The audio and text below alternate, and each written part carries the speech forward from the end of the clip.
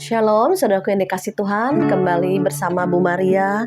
Kita akan masuk hadirat Tuhan, kita akan memuji Tuhan, memuliakan namanya. Biar lebih dalam lagi kita mengenal Tuhan melalui pikiran Kristus yang ada dalam kita. Kita mau memuji menyembah Tuhan. Satu hal yang ku rindukan ya Tuhan, selalu berada di dekatmu dengan segenap hati, dengan segenap jiwa. Ku menanti di hadirat-Mu.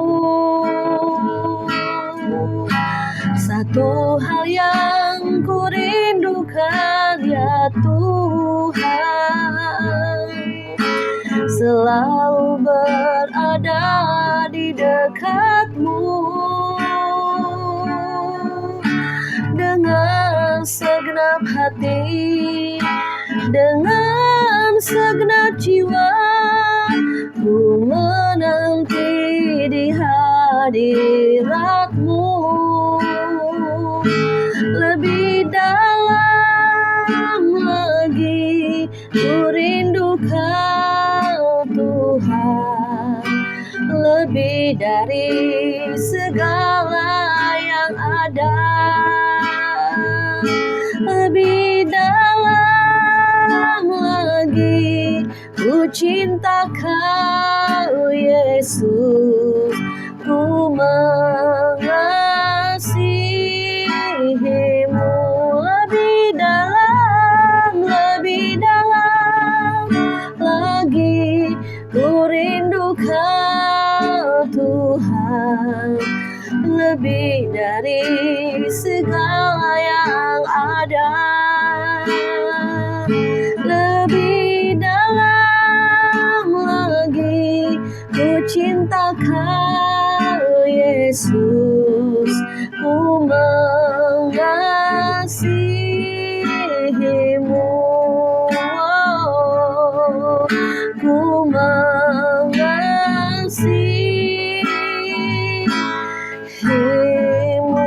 Mari kita sembah Dia.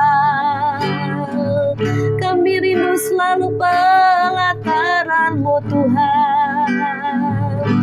Kami rindu selalu berada dekat-Mu. Tercurah hadirat-Mu melingkupi kami. Ya dalam ayasi, ya dalam wayana, kebahagiaan kami selalu dekat dengan-Mu. Hati kami, jiwa kami tenang teduh bersama-Mu. Oh, glory haleluya.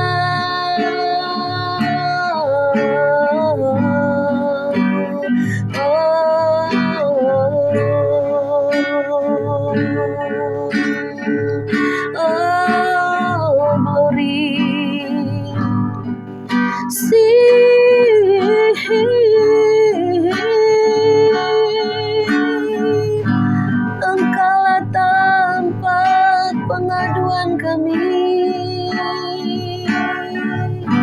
Engkau yang selalu berikan sukacita, damai sejahtera yang melampaui keadaan kami.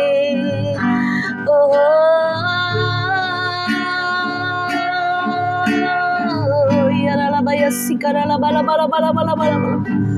Ya raba papa papa ya shake de de de de de de de. Shikara la bata kuria la baya shandere bakara bakaya rabakaya rabaya shake de de de de de de de de. Hina papa papa ya shandere betekina.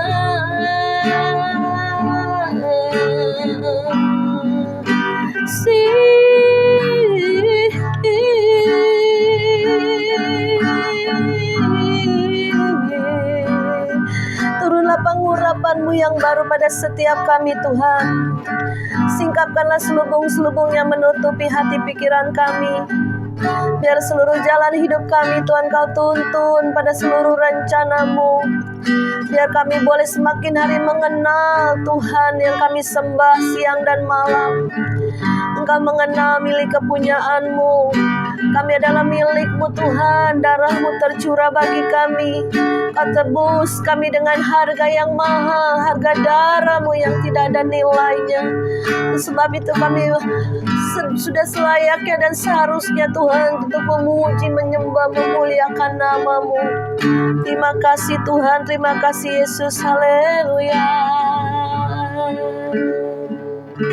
Puji nama Tuhan, saudara. Kembali lagi kita saat ini mau belajar mengenai peperangan roh. Kemarin kita sudah bahas mengenai pedang roh, doa puasa, perisai iman, dan banyak lagi yang Tuhan singkapkan, Tuhan bukakan. Saudara, saya mengucap syukur di tengah-tengah kesibukan masih Tuhan ingatkan untuk kembali lagi sharing firman yang Tuhan taruh di hati dan pikiran saya. Karena pada akhir zaman ini banyak sekali orang-orang yang lemah, orang-orang yang putus asa, orang-orang yang mudah sekali kecewa ya, orang yang mudah sekali gelisah, tidak bisa tenang karena banyak tekanan, masalah. Ya, kita tahu saudara, nggak orang fasik, nggak orang benar, ya, nggak orang yang percaya Yesus atau orang percaya Yesus, semuanya mengalami masalah pergumulan hidup selama hidup di bumi ini. Ya, pencobaan datang silih berganti, ujian hidup datang silih berganti. Tapi yang membedakan kita dengan orang-orang dunia atau orang fasik, kita masih punya Tuhan ya. Seperti ada lagunya, aku masih punya Tuhan, punya pengharapan. Aku tetap beriman Tuhanku. Nah kan, kita masih punya Tuhan, kita masih punya pengharapan ya. Jangan pernah putus asa, kuatkan lagi roh kita, ayo maju. Gak hanya kita ini dikasih panah iblis, dikasih tekanan, dikasih dakwaan iblis, tapi lawan dengan iman yang teguh, lawan dengan perisai iman, lawan dengan firman Tuhan yang kita baca renungkan siang dan malam.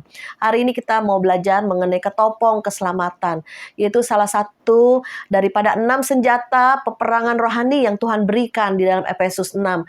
Kenakanlah senantiasa ketopong keselamatan. Apa sih saudara ketopong keselamatan? Ketopong keselamatan itu seperti helm ya, yang menutupi kepala, menutupi wajah, hanya tinggal mata saudara ya. Itu pada zaman dahulu, zaman Romawi itu ketopong itu dari besi ya. Sehingga pada waktu peperangan itu, nah kepala kita nggak kena sasaran daripada musuh ya. Saya juga merenungkan ya, kenapa orang kalau naik motor harus pakai helm ya.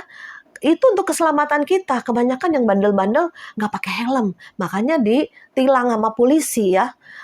Kenapa begitu penting ya? Ketopong itu seperti helm saudara ya. Tapi kalau zaman dulu kan tentara itu dari besi ya, mungkin berat ya, menutupi seluruh kepala, wajah kecuali mata saja, atau ada hidung untuk bernapas ya saudara. Jadi begitu pentingnya ketopong keselamatan sehingga harus dikenakan oleh setiap kita. Karena pada saat ketopong dikenakan di kepala kita, ini ada apa di kepala kita? Ada pikiran, ada otak ya saudara. Kalaupun orang misalnya jatuh tabrakan dari motor, nggak pakai helm, kebentur kepalanya kena aspal, itu bahaya saudara. Bisa mati kena otak ini, bisa hancur. Ini otak ini pusat sumber semua syaraf-syaraf ya, untuk menggerakkan mata, menggerakkan telinga, menggerakkan kaki, tangan. Ini ada perintah ke otak, maka semuanya bisa bekerja berjalan. Demikian juga orang-orang yang kerja kantoran, kerja kontraktor, kerja apapun juga itu pakai otak, pakai hikmat, pakai pikiran ya. Oh, apalagi ibu-ibu, aduh hari ini aku mau masak apa ya, bumbunya apa aja ya, diingat nih di otak ya kan. Atau hari ini kita mau mengerjakan apa ya, oh hari ini ada orderan ini, saya harus pergi ke sana. Itu yang ada diingatan di otak kita, maka memerintahkan kita berjalan dan bekerja. Betapa pentingnya kepala kita Sehingga Tuhan kenakan seluruh perlengkapan senjata Allah dan juga kenakan ketopong keselamatan. Kalau kita tidak memakai ketopong keselamatan terbuka, mudah sekali musuh memenggal kepala kita, musuh menghancurkan kita, musuh menombakin kepala kita, ya. Karena iblis itu punya panah api, ya. Pikiran-pikiran jahat, pikiran negatif, pikiran keputusasaan ditekan lewat pikiran, saudara. Oleh sebab itu, mari saudara, kita harus selalu memakai ketopong untuk keselamatan kita. Karena firman Tuhan mengatakan, pikirkanlah apa yang baik, yang benar, yang suci, yang mulia. Pikirkanlah semua itu. Ya, ada di dalam firman Tuhan dikatakan dalam Filipi 4 ayat 8. Jadi akhirnya saudara-saudara, semua yang benar, semua yang mulia, semua yang adil, semua yang suci, semua yang manis, semua yang sedap didengar, semua yang disebut kebajikan dan patut dipuji, pikirkanlah semuanya itu. Ya saudara. Jadi kita hati-hati dengan pikiran kita. Kalau pikiran kita udah kebawa sedih atau kebawa ke masa lalu atau kebawa yang negatif, langsung alihkan. Saya dulu suka gitu, saudara. Pikiran bisa berkembang. Tiba-tiba bisa membayangkan, memikirkan, aduh nanti gua begini, nanti gua begitu. Jadi sedih, nangis gitu, saudara. Ini saya, saudara. Mungkin saudara juga pernah ngalamin ya. Enggak pernah, belum terjadi, tapi udah dipikirkan yang negatif sehingga saya bisa nangis-nangis sesegukan. Gitu loh. Nangis padahal belum terjadi, saudara. Itu aneh ya, pikiran tuh bisa berkembang. Oleh sebab itu kita udah dewasa di dalam rohani, diingatkan Tuhan, udah stop, jangan pikirkan itu. Jangan pikirkan yang negatif, jangan pikirkan kesedihan terus. Karena lama-lama bisa putus asa dan mau bunuh diri, saudara. Hati-hati. Ya, pikiran itu harus kita alihkan. Kalau pikiran negatif, ayo alihkan kepada pikiran Kristus, kepada pikiran Tuhan. Ya, jadi saya juga pernah punya satu pengalaman dengan Tuhan. Bagaimana saya juga dulu seringkali orang yang mudah kecewa, mudah putus asa, ya, mudah sekali dari pikiran itu jadi negatif aja, bisa curigaan aja, ya. Jadi khawatir ujungnya, ya. Tutup pintu, nanti ada pencuri. Nggak ada pencuri, tapi udah khawatir gitu. Padahal memang nggak apa-apa, memang harus tutup pintu atau apa. Tapi ayo tutup, nanti ada pencuri. Nah, itu udah ngomongnya udah negatif. Karena pikirannya negatif, saudara ya. Jadi hati-hati kita dengan pikiran. Karena dari pikiran yang negatif, pikiran yang jahat, yang iblis tanamkan, iblis berikan panah api. Nah, itu kalau kita renungkan, iyahkan, masuk ke hati. Nanti hati ini jadi khawatir, hati ini jadi ketakutan, hati ini menjadi buka celah. Ya, setan tahu nggak, saudara? Hati kita, setan nggak tahu hati kita, tapi setan tahu dan bisa masuk panah api ke pikiran kita. Karena manusia ini ada 3, roh, jiwa, dan tubuh. Nah, jiwa ini adalah medan peperangan antara kuasa Tuhan dan kuasa kegelapan. Seringkali jiwa ini mau mengikuti roh, tetapi setan tarik mengikuti daging. Itu ada peperangan, sehingga Paulus mengatakan, aku ingin melakukan apa yang baik, apa yang benar, tetapi nggak bisa. Daging seringkali menyeret. Oleh sebab itu, ayo kuatkan, beri makan yang roh, sehingga roh kuat, maka yang jiwa dan tubuh itu mengikuti yang rohani. Ya saudara, jadi ayo kita selama 40 hari doa puasa ini sampai 10 November, ya saudara, semampu saudara aja ya, misal lewati makan pagi atau makan siang. Ayo kita ambil doa peperangan, deklarasi iman, perkatakan yang baik, perkatakan apapun yang saudara doakan, imani, percaya ya. Maka apa yang Tuhan rencanakan, Tuhan kehendaki, semua yang Tuhan kehendak Bapa yang jadi, itu yang akan terjadi ya. Memang kemarin udah belajar perisai iman. Mengimani memang gak gampang. Tetapi pada saat kita dekat Tuhan, tahu isi hati Tuhan, Tuhan taruh di hati kita, maka iman itu menjadi mujizat. Ya, demikian. Saudara, iman timbul dari baca firman, dekat Tuhan. Maka timbul di hati, kayaknya Tuhan mau begini, Tuhan maunya saya begitu. Jadi kita melakukan tuntunannya. Ya saudara, demikian juga pikiran ya. Saya juga belajar dengan orang-orang yang di sekeliling saya nih. Ini orang kok bolak-balik kok sakit mah setiap 2 jam nih ya. Saya ada nih pendoa nih. badannya kurus gitu ya. Jadi kalau pernah ke Bukit Doa, aduh Bu Maria, aku nggak bisa ikut doa puasa. Oh nggak apa-apa Ci, ikut doa ke Bukit Doa Depok ya. Kadang kita bawa teman-teman yang mau ikut. Nggak apa-apa Ci, jadi dia bawa nasi. Jadi 2 jam bawa nasi, makan sesuap 2 suap. 2 jam makan lagi nasi putih, saudara, sesuap 2 suap. Jadi setiap 2 jam harus makan, harus diisi. Katanya lambungnya sakit ya. Seperti apa sih namanya kalau sakit lambung itu mah ya saudara ya. Terus saya berpikir, aduh nih ibu kasihan juga ya, udah kurus kering gitu ya, banyak pikiran kali ya. Karena orang sakit mah itu kebanyakan dari banyak pikiran ya, sehingga ada yang GERD-nya naik ya. Saya punya teman juga bolak-balik sakit GERD, bolak-balik masuk rumah sakit karena banyak pikiran, pikiran suaminya, pikiran anaknya, pikiran pekerjaannya, apapun bisa dipikirkan yang negatif ya. Itu ya, makanya yang negatif itu jadinya penyakit ya. Makanya buang ya semua pikiran-pikiran, ambil iman, percaya Tuhan pasti tolong ya. Dikatakan Tuhan pasti buka jalan, Tuhan pasti sembuhkan ya. Pasti dikatakan Tuhan pasti engkau nggak pernah meninggalkan, membiarkan. Tetapi di tengah-tengah masalah proses itu Tuhan yang mau Tuhan kerjakan, lakukan apa dalam diri kita, ada perubahan, pemulihan. Oh ya, aku dulunya sombong nih, Tuhan ampuni aku dulu sombong, sekarang mau berubah, rendah hati. Dulu seringkali pahit, orang ngomong suka ditanggepinnya negatif aja. Sekarang berubah. Orang nanggepin apa jangan langsung ditanggepin jadi negatif ya saudara ya. Belum tentu orang itu memojokkan atau menghina kita, merendahkan kita, enggak. Tapi kalau orang yang negatif thinking, semua omongan orang bisa jadi dia tertuduh. Jadi dianya yang terjolimi gitu ya. Lu menghakimi gua, lu memfitnah gua, lu yang marahin gua. Padahal enggak, saudara ya. Itu kalau orang yang berpikiran negatif ya. Maka oleh sebab itu saudara, kenakanlah ketopong ini pikiran. Khususnya Tuhan bilang pikiran ini harus kita jaga supaya keselamatan seluruh tubuh kita ini tergantung di kepala kita, di otak kita ya.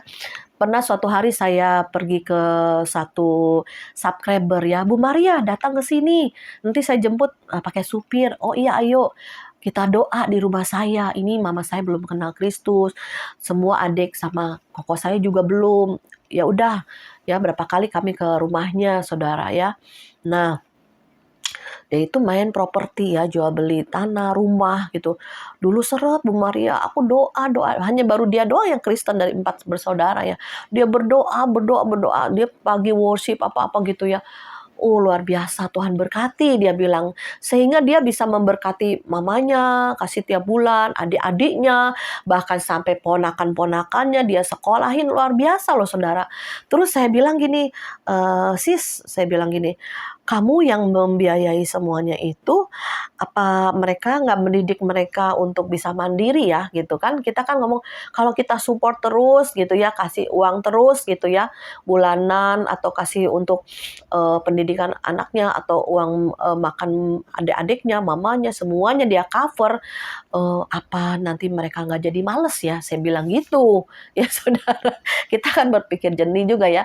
Kadang ada kan orang yang karena belas kasihannya tinggi gitu ya, kasihan, akhirnya memberi tanpa batas gitu. Jadinya saya sampai bilang begini loh sama sis ini, sis apakah nanti adik kamu, keluarga kamu, saudara-saudara kamu jadi mengandalkan kamu semua, terus apakah jadi mereka bisa mandiri ya kan? Karena bergantung, enak dong disupport berapa puluh juta tiap bulan, berapa puluh juta tiap bulan gitu kan saudara. Tapi sis ini ngomongnya gini, Cimaria, aku tuh sebetulnya ya, aku sekarang pinter. Pokoknya lu mau gua kasih duit, lu harus denger firman. Harus gua khotbah dulu. Gua kasih pelajaran Alkitab dulu. Nah, itu benar-benar bagus saya bilang ya. Harus tunduklah sama dia yang rohnya kuat ya kan. Harus denger firman nih, karena keluarga besarnya kan masih penyembah berhala kan. Terus dia bilang gini yang saya ingat sampai hari ini. Saya ngasih tuh kepada saudara saya supaya dia nggak stres katanya. Oh begitu ya. Dia kasihan kalau adiknya lagi terpuruk, lagi ekonomi sulit, terus mikirin ekonomi, terus dia takut keluarganya sakit gitu ya. Oh gitu ya. Saya sampai bengong ya atas jawaban dia loh saudara. Jadi sama seperti saya juga ada menanggung keluarga ya, maksudnya menanggung saudara sekandung yang kekurangan gitu kan. Saya support udah berpuluh tahun, saya support. Terus kadang anak saya, suami saya bilang, "Mami berapa lama lagi Mami support? Kalau Mami nggak ada gimana? Kalau Mami meninggal gimana mereka?" Gitu kan. Terus saya jawabnya gimana? Terus saya bilang, nanti Tuhan yang tolong. Nanti Tuhan yang membantu gitu ya. Bukannya saya udahlah dibiarkan, enggak juga, karena saya tahu keluarga saya itu kekurangan secara baik dalam pekerjaan, kurang pinter juga ya, mungkin otaknya juga kurang pandai ya, jiwanya agak lemah. Nah itu yang kita punya harus belas kasihan. Maka kenapa Tuhan bilang sehingga yang berkelimpahan memberi pada yang kekurangan ya. Kita misalnya diberkati Tuhan, kita harus belajar membagi pada orang lain yang kekurangan. Kenapa Tuhan adakan orang miskin, adakan orang kaya? Ya, makanya yang kaya juga jangan sombong. Seringkali terkejut nih, aduh Tuhan kok berkati berlimpah-limpah ya. Misalkan, kok Cimaria, aku tuh diberkati berlimpah-limpah.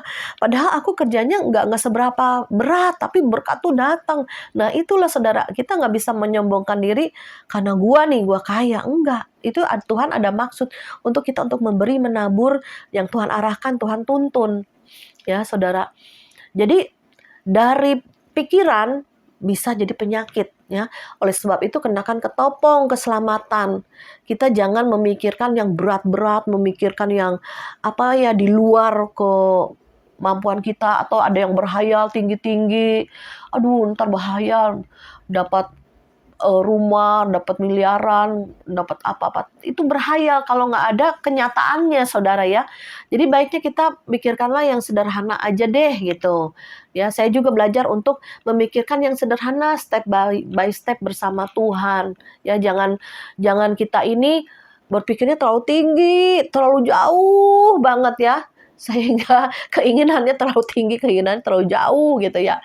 Sehingga sulit menggapainya, sehingga kita bisa kebalik pikirannya saudara. Maka hati-hati pakai ketopong keselamatan, jangan pikiran kita ini kena panah api iblis ya, jangan pikirannya jadi negatif ya, pikirannya jadi yang sedih-sedih, pikirannya yang susah-susah, pikirannya aduh gimana nih masa depan, ada temen tuh udah pikirin ya masa depan, Ci, jangan pikir jauh-jauh, hari lepas hari aja kita bersyukur ya. Makanya Bapak kami mengucap syukur atas makanan kami pada hari ini.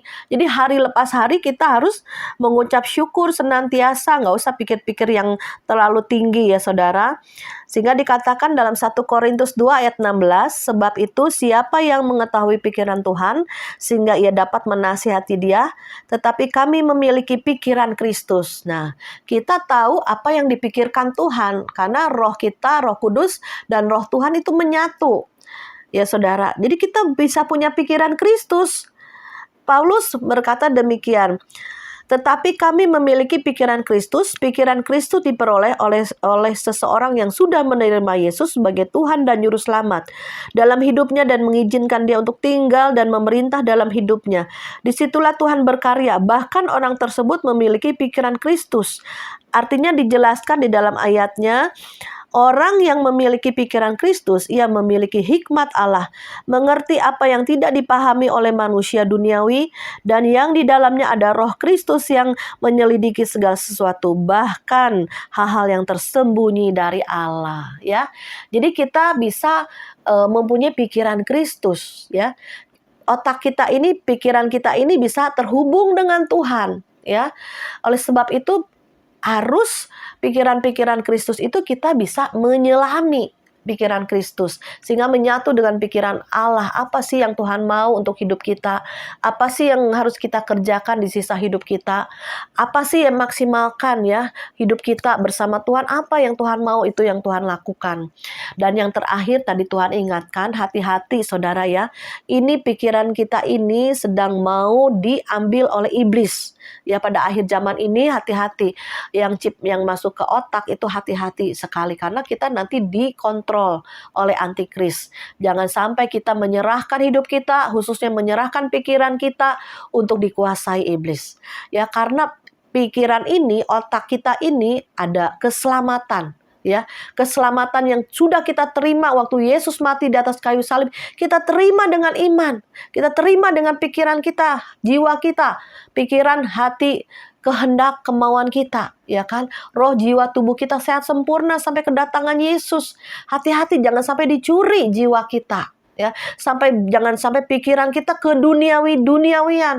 Yang penting gue bisa jual beli, yang penting bisnis bisa lancar. Yang penting gue masih bisa makan. Bodoh amat dengan agama atau bodoh amat dengan chip apa ya, itu teknologi katanya, bukan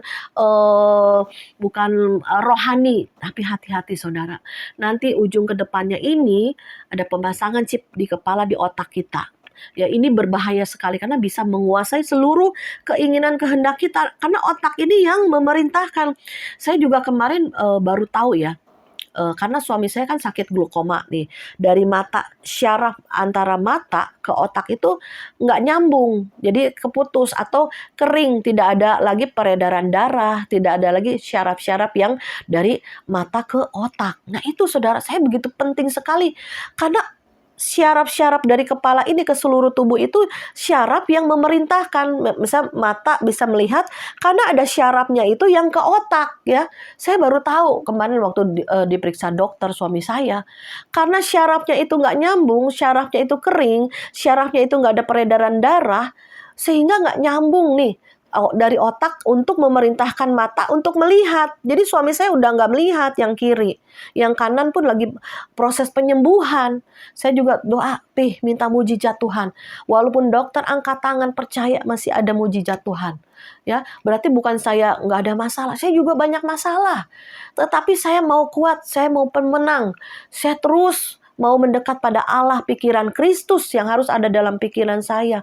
Melalui ujian pencobaan ini, ya kita harus menang. Ya, baik suami saya juga bisa berubah hatinya, karakternya lebih lembut, yang keras dilembutkan, yang belum percaya Yesus boleh bertobat mulai masalah-masalah. Jadi saudara, ayo pada akhir zaman ini kita perhatikan lagi apa menjadi pikiran kita. Ayo kenakan nih ketopong supaya kita selamat. Kenakan ketopong yang Tuhan sudah berikan, ketopong keselamatan, supaya kita masuk di dalam kerajaan Allah dengan selamat. Puji nama Tuhan saudara. Mari kita menyembah Dia. Mari kita peperangan ya. Kalau misalkan saudara ada pikiran-pikiran yang negatif terus, pikiran-pikiran khawatir terus, takut masa depan, kadang uang nggak ada, susah ekonomi, sakit yang tak kunjung sembuh, atau ada masalah-masalah dengan hubungan dalam keluargamu, atau apapun juga, mari melekat sama Tuhan. Tuhan itu kepala kita ini, seperti Harun, dari kepala ke janggut jubahnya turun, ada berkat Tuhan. Tuhan itu pusat kehidupan kita, Tuhan itu kepala dalam kehidupan kita. Urabata shekededede karalabaya shekededede sikara papa ya shandere beke karalabapa ya hikara papa ya shekededede karalabaya sakara papa. Bapak, saat ini kami deklarasikan iman kami, Bapak. Kami mau memakai seluruh perlengkapan senjata Allah. Pada saat ini kami belajar ketopong keselamatan. Tuhan, ampuni Tuhan. Seringkali kami mempunyai pikiran-pikiran yang jahat, pikiran yang negatif, pikiran yang tidak benar, yang tidak kudus, yang tidak suci. Kami buang saat ini di dalam nama Yesus.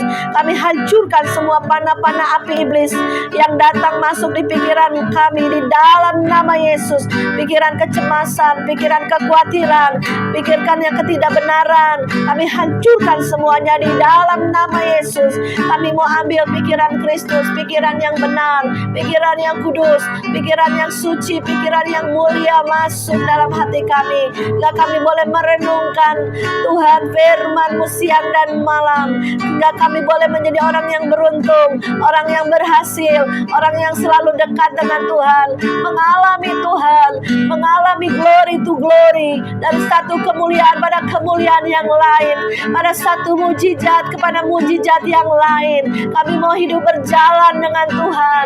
Kami tak pernah Engkau tinggalkan kami Tuhan.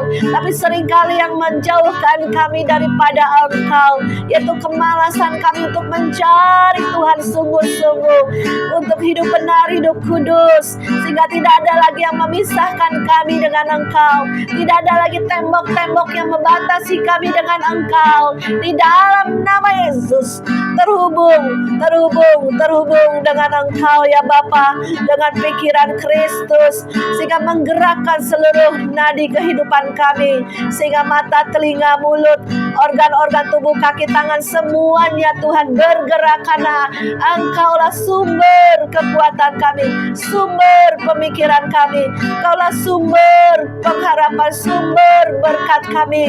Kami mengandalkan-Mu lebih lagi dari hari yang sudah-sudah. Kami percaya Tuhan bahwa Engkau sanggup, bahwa Engkau mampu, bahwa Engkau rindu untuk memberkati, rindu untuk memulihkan, rindu untuk menyembuhkan. Ada kuasa-Mu nyata, kuasa itu yang mengalir di dalam nama Yesus, dari tahta surga mengalir, kasih kuasa mengalir Tuhan semuanya. Terima kasih Bapa, pada hari ini kami belajar Tuhan untuk tidak memikirkan yang jelek, yang jahat, yang negatif, tapi kami alihkan Tuhan. Kami mau memikirkan, merenungkan firman-Mu siang dan malam. Kami ucapkan, maka semuanya jadi di dalam nama Yesus Kristus. Terima kasih Roh Kudus. Haleluya. Yang juga sakit mah karena banyak pikiran, saat ini ada kesembuhan yang mengalir, karena banyak orang yang konseling mengalami sakit penyakit karena pikiran-pikiran yang negatif, pikiran-pikiran yang buruk. Di dalam nama Yesus, kami cabut semua panah api iblis yang menusuk dalam pikiran setiap anak-anak Tuhan. Di dalam nama Yesus, kami cabut satu demi satu dalam pikiran setiap anak-anak Tuhan dan seluruh yang mendengar video YouTube ini. Di dalam nama Yesus, kami cabut semua panah-panah api iblis di dalam nama Yesus. Dalam nama Yesus, Kau berikan Tuhan kesembuhan, Kau berikan Tuhan healing-Mu ya Bapa. Kau berikan ya Bapa pikiran yang baru, pikiran yang kudus, pikiran yang benar, pikiran yang suci Bapa. Terima kasih Roh Kudus. Di dalam nama Yesus kami mengucap syukur dan berdoa. Haleluya. Amin.